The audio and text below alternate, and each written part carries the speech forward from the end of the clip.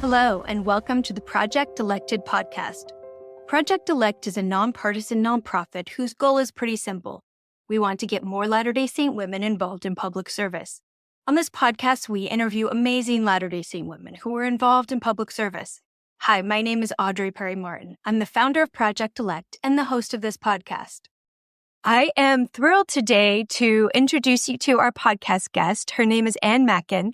I have been working with her for a little while on the Bolder Way Forward, and we'll talk about what that is in a minute, sub-spoke for boards and commissions and trying to get Utah women on more boards and commissions. And she's the leader of that sub-spoke, among many other things that we will talk about. So, Anne, thank you so much for being here today and for being so passionate about what you do. Audrey, I was so excited when you reached out to me and asked me to come on your podcast to talk about my personal favorite, my passion, which is helping women step into what I call the political arena. And a great place to start your career in the political arena is getting on a board or a commission. Mm-hmm. Why is that? Tell me why you think that's such a great place to start. A couple of years ago, Audrey, a small group of women in Salt Lake City started an organization called Utah Women Run, and it was formed because several women who were serving in elected office, they found they were always being asked the same question. How did you get elected? How did you do that? What are the steps I need to take so I could serve, so I could get elected? So many of these women got together in a dusty old boardroom at the YWCA, and we sat down and decided what we were going to do is create a small organization that did one thing and one thing only, and that was help women get elected to office and how to prepare yourself for serving in office and how to get elected and how to run a campaign, how to raise money. And so over the past 16 years since Utah Women Run was founded, what I realized that a lot of women needed a little more experience in what I call the political arena. And that experience could be found by serving on a board or a commission. And let me kind of explain that to you, Audrey. There are so many boards and commissions for women to serve on. I like to think the way to start is perhaps on your local community council. Almost every city has several community councils. Salt Lake City, where I live, has 26. And so every neighborhood is represented by a community council. Then every city has their own boards and commissions. Then there's the counties. There's 29 counties in Utah, where I live. And each one of those counties has several boards and commissions for people to serve on. In the state of Utah, there are 435 state boards. There's about 10 people on every board, so that's 4,000 board seats. And then another passion for me is helping women get on nonprofit boards. And the state of Utah, last time I looked, there was 594 registered nonprofits. And so all of those boards need talented women to serve.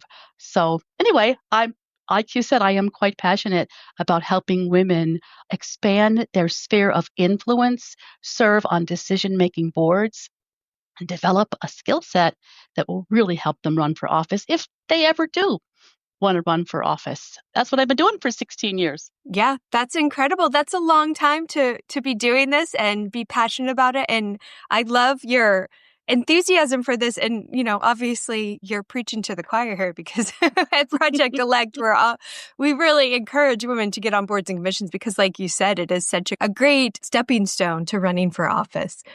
Audrey, I want to share with you, my husband and I have 6 children. And we also have 9 grandchildren. And what I think is important as a mom, as a grandma, is how women of faith, can model service to their communities through getting on a board. So my kids always saw me running off to some board meeting or some sort of committee that I was on. When kids see their mothers actively engaged in their communities or serving on a nonprofit board, usually nonprofits are serving individuals in our communities that need support. I really feel that when kids see mom very engaged in her community and serving, I think modeling that behavior is really important. So my kids are now getting on boards and serving. My daughter, I talked to her last week. She's like, no, mom, I gotta go. I gotta go. She serves on a commission in downtown Chicago, and she's a CPA, and they help people do their taxes for free. And she's the head of that organization now. So like That's mother, like incredible. daughter. Yeah. Hmm.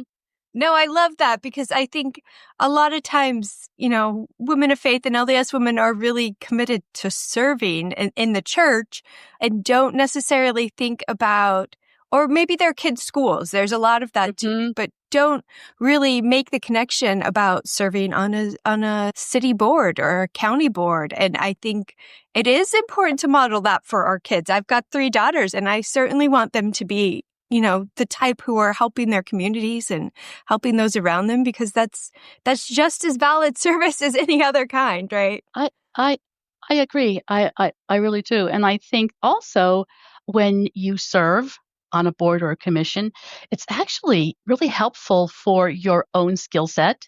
It's definitely something that you can put on your resume. And I know a lot of women who have stayed at home. I stayed at home for many, many years. I was very fortunate to be able to do that. But I was serving in elected office when I was in my stay at home years.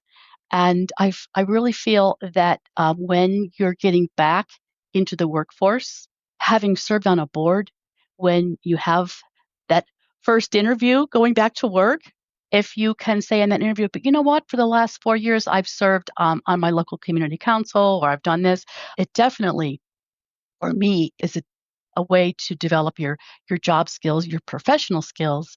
And I'll be honest with you, it represents very well on your resume. And you see when you apply for jobs, they're always asked what are your outside interests, and it's a great way to demonstrate to prospective employers the kind of person you are, how committed you are to your community. It helps, Mm-hmm. I think. Mm-hmm. Yeah, absolutely. And I think it also helps you make connections, right? And the more connections you have, the better. I know the church is emphasizing a lot now, talking to people outside of the faith and getting involved in your community and with other churches and with other community groups. I'm on a public service commission right now in my city, and it's such a tiny commitment, but I've met all of these people doing amazing service and all of these groups that are doing service, and been able to make connections with my calling. And it's been incredible to kind of have that opportunity. I think also, Audrey, you meet people like serving on the is it Public Service Commission?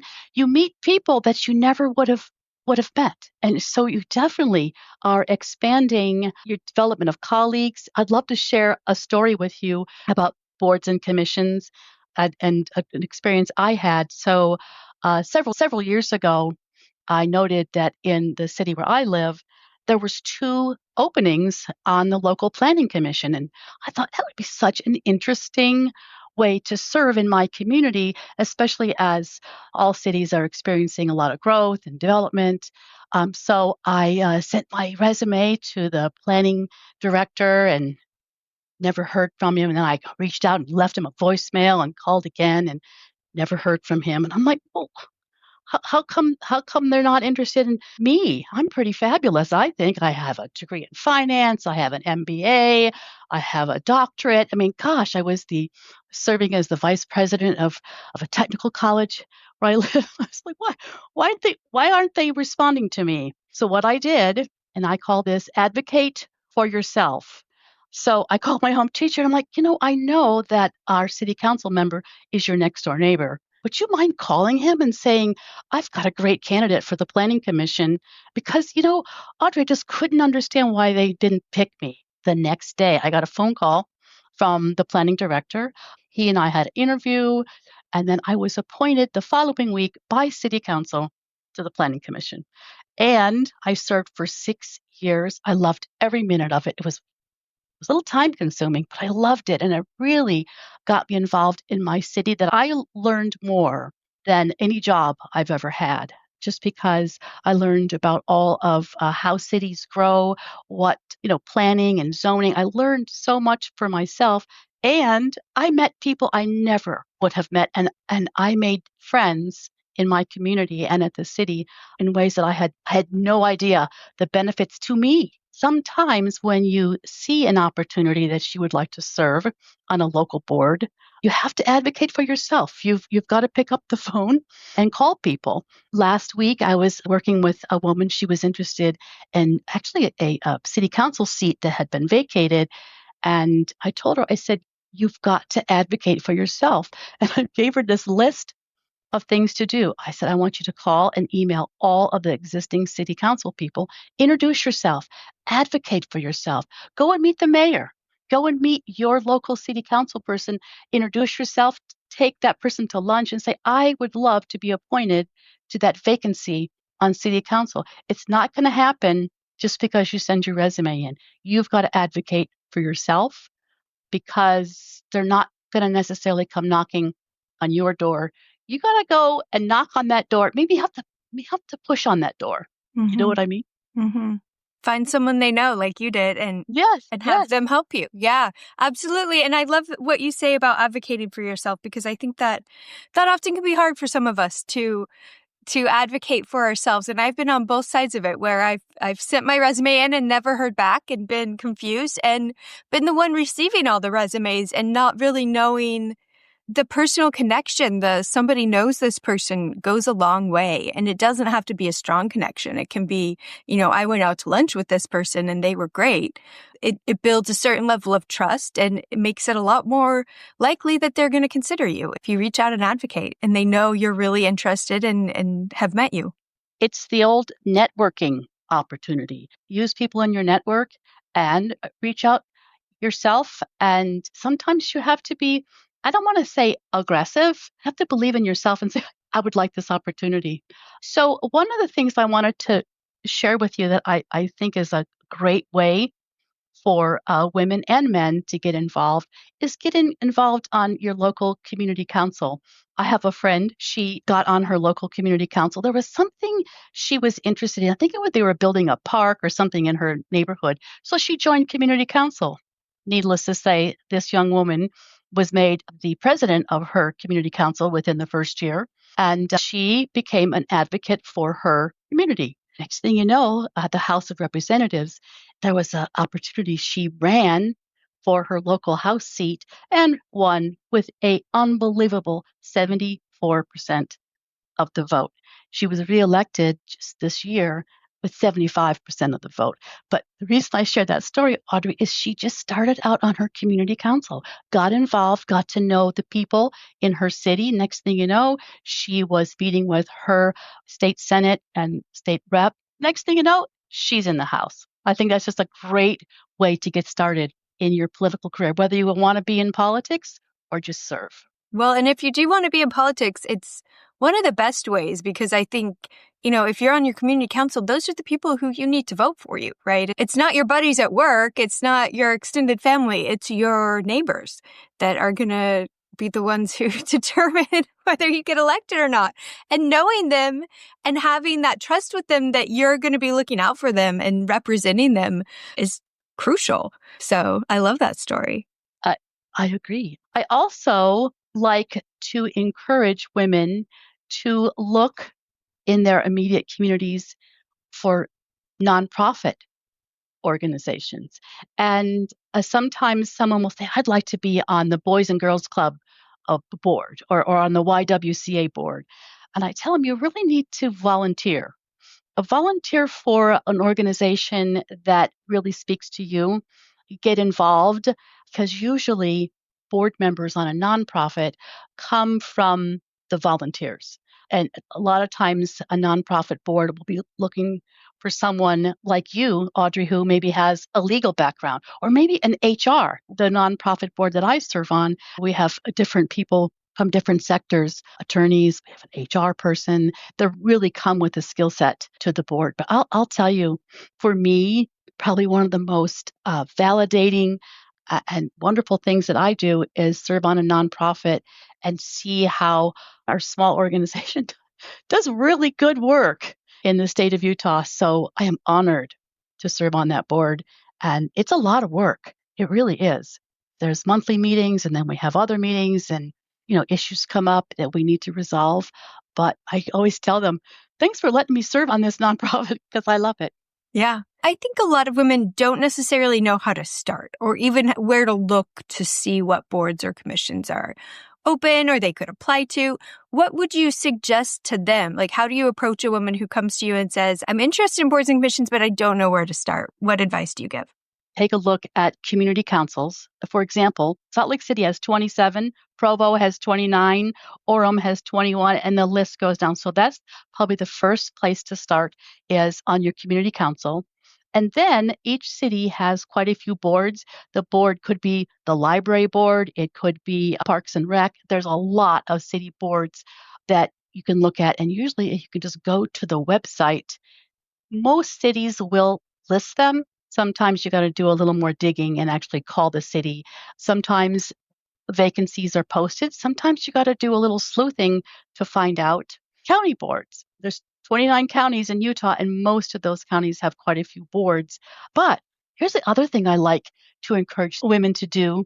I encourage them to go to, it's a matter of public record, go and see what the agenda was for the last couple of meetings and open up that agenda like, oh, these are some of the big issues right now for this committee or council.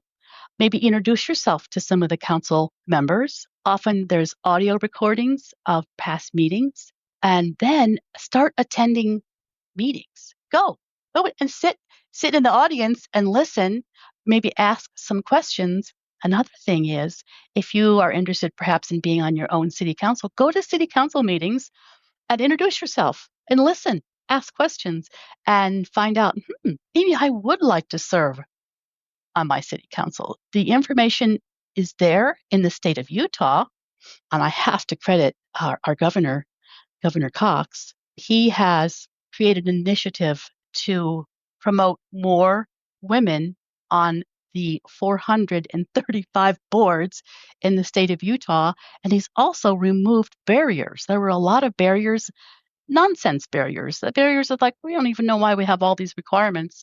But so a lot of boards now here in my state, they have opened up the boards and removed some of the unnecessary requirements. And also state boards, like I'm going to give you an example, the Air Quality Commission.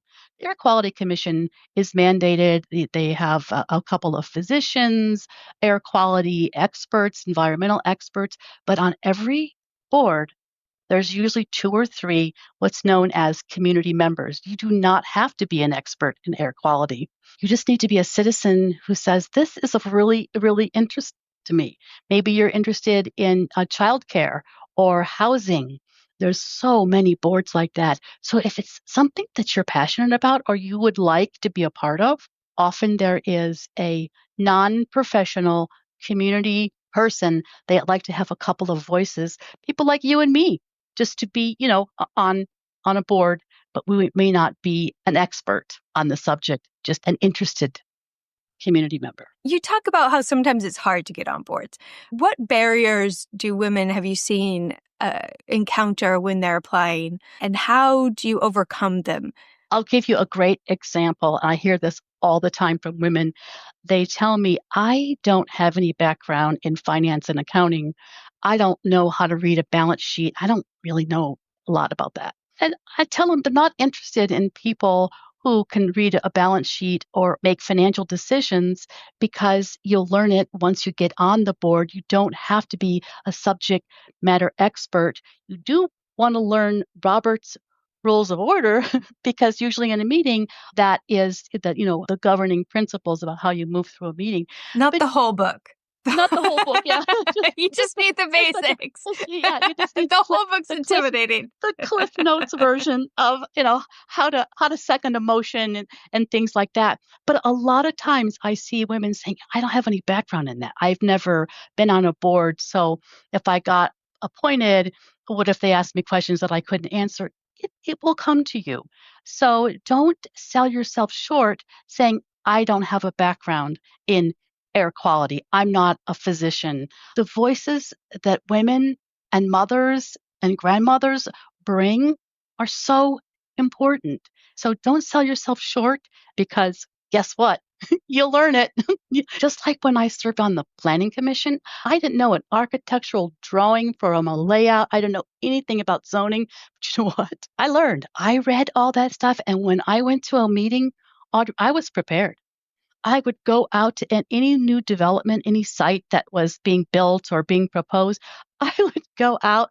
I always wore the wrong shoes and I would like trudge through some mud and go look at a building site. So when I went to the meeting, I would say, yeah, I went there. I saw that. It's on this street and that street and it's a busy street, and just familiarize yourself, put in the time, do a little heavy lifting, prepare yourself, learn, and before you know it, they're going to be turning to you going, what do you think? Yeah. Yeah. Sometimes I hear from women that they're intimidated because they go to these meetings and it's mostly men on the board, mostly men who are engaged, and that kind of makes them feel less qualified or intimidated or something. What would you advise a woman who maybe gets put on a board and she's the only woman? How would you advise her? There's actually research to support that, Audrey, that for many years, a lot of corporate boards had no women or one woman. And often those women felt like they didn't have a voice. And it was intimidating to speak up. However, once you find yourself on a board and you're there for a reason and your opinion matters. And so if there's one woman on a board, I'll be honest with you, sometimes it's hard to get the rest of the board members to hear her. However, there is research to support when there are two women on a board, their voice gets a little bit louder. It becomes more of a chorus. And then when you get a critical mass of three women on a board, it actually changes their decision making abilities. So, yes, it's very possible you get on a board and you're the only woman. But guess what? When you're on a board and there's a new opening, you can advocate for other women to get those diverse voices. So, yeah, I agree. It can be intimidating. I have been intimidated speaking up. But you know what? Once you speak up and say respectfully, I disagree with you, and I'm not going to vote to approve this because these are my reasons, and I feel like this is not something I can support. So yeah, you're on that board for a reason. They invited you. Your opinion matters, and yes, sometimes you're going to disagree respectfully with the other people on the board, but that's what we want. We don't want to just go along with like, yeah, well, I didn't really want to speak up. No, you got to speak up. You got to speak up and say, I disagree with you, and I vote no. I've done it. I've been the only no vote. But you know what? I learned to be really proud of my dissenting vote sometimes and be able to say, and here's 4 reasons why I'm not going to support this. So yeah, you develop your voice and it gets louder and it gets more confident. I think it's not easy. Not easy to be the dissenting vote sometimes. Right, right. Kudos to you for being strong enough to do that, because that is often hard to not kind of just go along with it, especially if you're the only woman and it's a little intimidating. So we are almost out of time, but I wanted to ask you, we always ask our guests at the end of this podcast if they have an invitation to the women listening, something they can do now to prepare them to get involved, to join a board or commission, to apply. Do you have an invitation for our listeners? Yes, I do have an invitation. I think I told you earlier, Audrey, with the organization Boulder Way Forward and with Utah Women Run. On almost a weekly basis, I reach out to women. I invite them to meet with me personally, or in this case, on this podcast, if they're not necessarily in Utah, I will meet with them virtually. But I invite women, reach out to me, call me, set an appointment, and I will take you to lunch. I think I take at least one woman to lunch every week, but I love meeting with them one on one, finding out more about them. And then I will follow up with an email saying, okay, here's 6 boards I want you to look at. And then often I make the phone call to advocate, or I'll do a little digging, I'll do a little research and see if I can't connect them with the right people to get on boards. Because right now, I think it's so important that more women serve on boards across this country and to bring our voice of women, of mothers, of grandmothers. And when a board has diverse voices, women from different backgrounds, different ethnic, whatever, different spiritual perspectives, they make better decisions when you have diverse voices on that decision making board. So yeah, Audrey, if you want, people can reach out to me directly, and I would love to be their advocate. That's incredible that you take the time to meet with women. You probably don't even know most of them, and Nope. get to know them and point them in the right direction. What an incredible service that is that you provide. That's amazing. It brings me a lot of joy when I can connect the dots for a woman, and next thing you know, she's on a board. So it's my avocation. I My love favorite it. thing to do. I love it. And I love the joy in your voice when you say that, the excitement. That's fantastic. You're a jewel. Thank you. Thank you for inviting me to chat with you and be a part of this podcast. And I'm very genuine in my invitation to women to let me help you overcome any barriers, real or perceived, and get yourself on a board. You'll love it. Once you're on a board, you raise your personal visibility, and then other people will be reaching out to you. I see you serve on that board. Next thing you know, it starts to multiply. Do you know anyone, Audrey, that serves on like 5 or 6 boards? Like, why are you on so many boards? What happens is people see them and say, wow, you make a great contribution to that board. Would you consider serving on this one? So once you get started, you'll be on a lot of boards. As many as you want. So thank you so much for inviting me. What a joy. It was delightful to talk to you, and we'll keep in touch, obviously, through Border Way Forward and everything else, and we'll send women your way when they want to get on a board or commission. Thank you all for listening to the Project Elected podcast. For free resources and materials, head over to projectelectwomen.org. We're also on Instagram and Facebook as Project Elect Women. We'd love for you to subscribe, rate us, or give us a review on iTunes. So until next time, thank you.